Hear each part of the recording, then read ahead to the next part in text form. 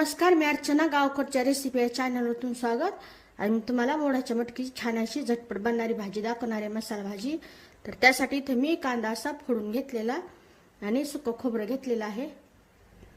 तिथं कांदा आणि खोबरं व्यवस्थित भाजून घ्यायचं. तर तुम्ही किचनच्या सुरीला लावूनही भाजू शकता. इथं कांदा आणि खोबरं भाजून झालेलं.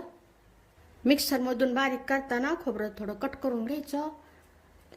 लसूण, हा गावरान लसूण असल्यामुळे जास्त लसूण घेतलेला आहे. तुमच्याकडे जर गावरान लसूण असला, पांढरा लसूण असला तर मग कमीच घ्यायचा.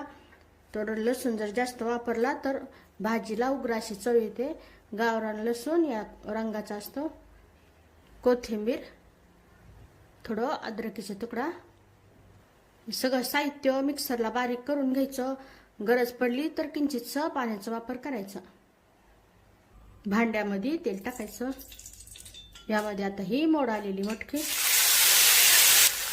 ती परतून घ्यायची. काही सेकंद मोठ्या आचेवर परतून घेतलेलं. यामध्ये लगेच वाटण टाकायचं, मिक्स करून घ्यायचं. गॅसच्यात मोठी ठेवायची. यामध्ये हळद, घरगुती मसाला परतून घ्यायचं. आता गॅसच्याच कमी करायची.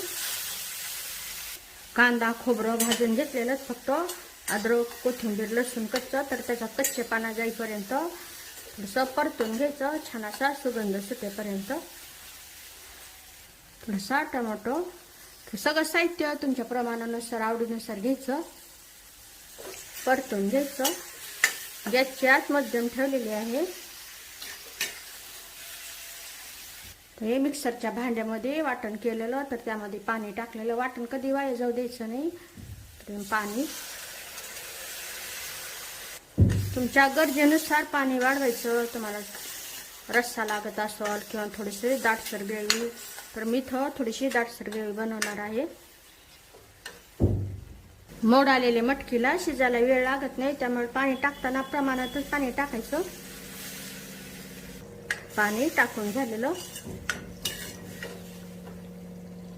चवीनुसार मीठ. 3 ते 4 मिनिटं मध्यम आचेवर हे शिजून घेऊ. तो 4 मिनिटं झालेले. गॅस बंद केलेला. थोडीशी कोथिंबीर माझ्याकडे थोडी आहे म्हणून थोडी टाकते. भरपूर कोथिंबीर टाका. फटाफटाशी मोड आलेली मटकीची छान अशी मसालेदार भाजी तयार झालेली. जेवढी दिसायला छान दिसत आहे तेवढीच खायला एकदम स्वादिष्ट. तर नक्की बनवून पहा. रेसिपी आवडली तर चॅनलला सबस्क्राईब करा. चॅनलवरच्या बाकी रेसिपी जे आवडलं तर त्यांनाही लाईक करा.